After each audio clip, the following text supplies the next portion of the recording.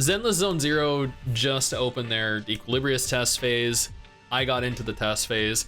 I've been streaming it for the first few hours of it going live. It has been very smooth so far. I've been having a lot of fun. Like, I'm not even kidding. It has been the combat in this game, the expressions of the characters, everything about this game is probably the highest quality I've ever seen. Like, even for a Hoyo game, this is remarkably high quality. Now, I'm going to be streaming this every day this week. I'm going to be streaming it Friday, Saturday, Sunday at roughly 6 p.m. Eastern Standard Time. If you're at all curious about the game, if you want my opinion of what I've experienced up until that point, please come on over and join me. Twitch, every day. I'd love to have you there. I'd love to chat with you, engage with you, and show you everything I can of the game.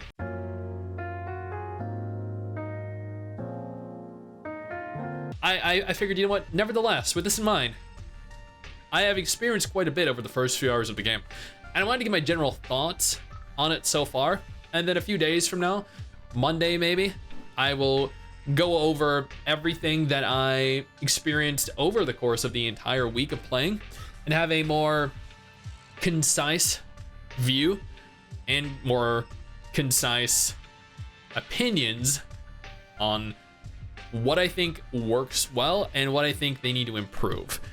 Now, before we go ahead and jump into this, I do want to take a moment to thank our incredible patrons over on Patreon who allow for me to continue to do dedicated videos like this every single day. You guys are phenomenal. Now, let's jump into the video. So first and foremost, the character models. Oh my god, they are absolutely incredible. They are better than I had anticipated them being. Like, they look like Honkai Star Rail, but better. They are very fluid. They are incredibly expressive. If you stop by the stream and you see the cutscenes that are going on, Billy the Kid is probably the most expressive character I've seen in a gacha game in the entire gacha genre. I'm not exaggerating. I'm 100% serious. It is actually insane. It is ridiculous how well they have animated these characters and how expressive they are. The characters in specific are not as, I think, explicit as some other gacha games like Azure Lane, like Punishing Gray Raven, like Nikke.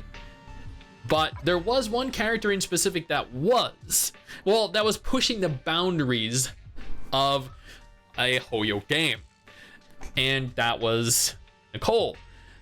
Now, we did come across something while streaming, and that is that they actually nerfed Nicole's assets. And a lot of people are actually very upset with this. They're very disappointed because, I mean, you know, I feel like Nicole was the Kafka of Zenless Zone Zero.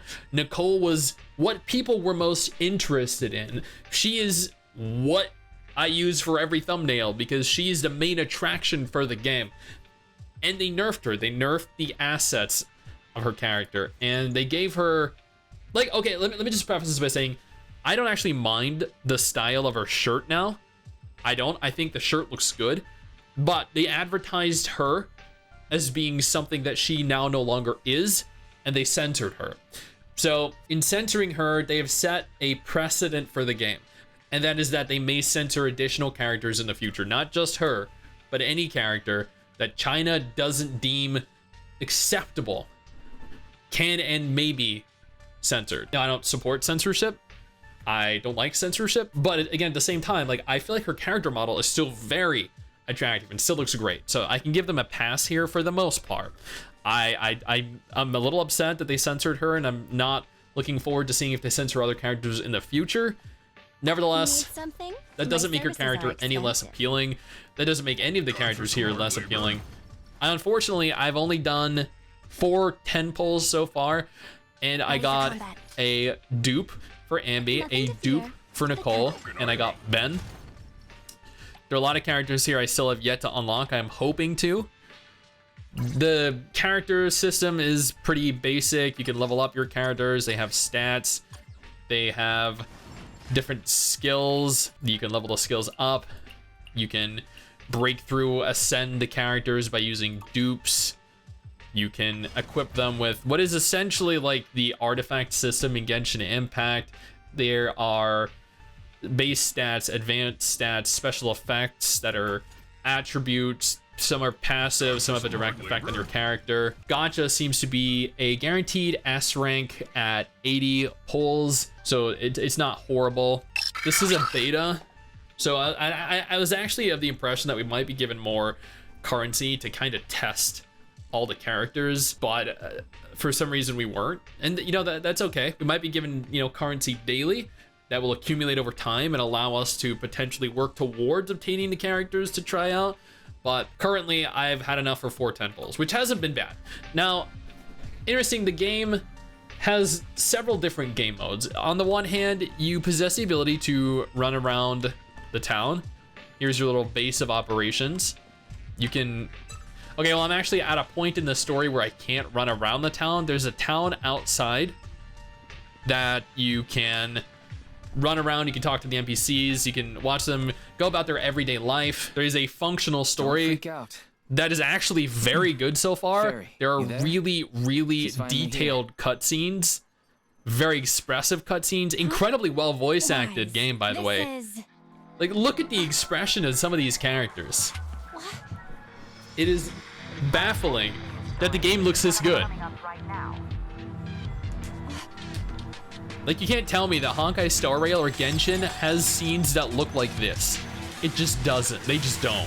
Here's the second type of cutscene, which is pretty basic. You have options, they talk. I mean, they're very expressive even in these cutscenes, but these are the kinds of cutscenes that I'm used to. Unfortunately, the third type of cutscene is like a comic book style cutscene that I don't have direct access to show you guys at this point. Okay, I continue with the story just a minute so I can show you the town. Here's an example of what the city looks like, how there are NPCs around. Oh God, look at her outfit. Whoa. Hey. Hi there. My name's Stix. I go by Flaccid Stix here, but that doesn't mean I'm flaccid. You know, okay, I'm making a, you know what, moving on. The town allows for you to freely explore it. It's fairly detailed. It isn't that large, and the NPCs kind of act a little like they're in some weird, like, cult. And oh, well, that was awkward. The chef over here allows for you to cook meals before each mission you deploy yourself onto.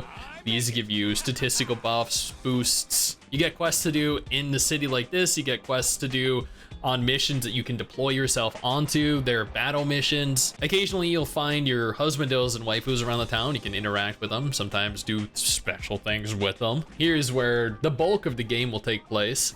There are story missions. I mean, evidently only completed 2 thus far, but those 2 missions have been completed over the course of like 4 hours. There's a lot of content to do in this game. Additionally, along with the story missions, there are side missions. I've completed 3 thus far, or 2 thus far. I actually have a third one right here. We're gonna go ahead and deploy our units and then take a look at what the gameplay is like. That way I can give you guys a brief look at it. And let me just tell you right out the gate, it is fucking crazy. Now, the gameplay is admittedly very interesting because while you can run around the town, the game itself takes place on this grid. You move yourself like so. You earn money, you get boosts, you purchase items, and you work your way towards an objective, a goal. Now, as you make your way around the little grid, you'll encounter monsters. You'll engage them in combat, like you're about to see here. Oh man, what a perfect way to intro into the combat. So, each character has their own unique fighting style. Nicole, as an example, she uses a briefcase. You have your basic combos. You have one special ability that you build up the resource for. You can swap, you can combo with the other characters. Like, as you can see, the combat is just, it is so fast, so fluid, so flawless. And I feel like I've only just scratched the surface of what the what the combat is and the characters in the game. I'm sure as you grow, as you go further into the game, the combat's gonna get even better. So these are all just A-rank characters. There are, I'm assuming, S-rank characters and maybe even SSR one day. Probably not. There are A-rank characters that you are given by default, and S-rank characters that are like an SSR or a 5 or a 6-star. And those are no doubt going to be significantly stronger and probably have much cooler abilities. Now, after building up your resource, you actually gain the ability to use an ultimate. The ultimates are... Oh man, you didn't even get to see it. Well, I guess I finished it too fast. Ultimates are very flashy though. They look insanely good. And then you kind of just navigate your way around the board until you ultimately complete your objective. So my objective here is to use the ejection device to reach the elevator entrance to locate the key. I haven't been following exactly what I'm supposed to be doing here, but that's the general gist of it. Sometimes, like the story missions, the side missions, they all kind of take the same approach to gameplay, and that is to navigate through the world like this and try to complete the objective at hand.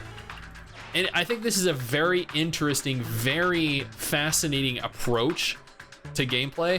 It breaks up the monotony of just having it be just all combat or like all exploration. You're given the option to explore, you're given the option to use your brain, you're also given the option to engage enemies in combat, use the characters that you've been building up. That makes this game a very, very different kind of game to what I'm used to. Now, I think what I've been playing of Zenless so far has been ridiculously fun. I did not expect it to be as much fun as it ultimately ended up being. I did not expect when I went to Anime Expo to see the game evolve into this, but at Anime Expo, I only played like a very specific few different encounters, and I didn't really have much option to fully engage in the game and become enthralled in the game like I am now. And I cannot wait to see where this game goes and see what it evolves into, because right now I think this game is an absolute blast and I cannot wait to play more, which I will be doing once again on stream. If you guys want to come on, stop by and join me. Now, if Zenless is not a game you're interested in though, absolutely no problem. I got you covered with 2 different videos on screen right now that hopefully might satiate whatever you're after.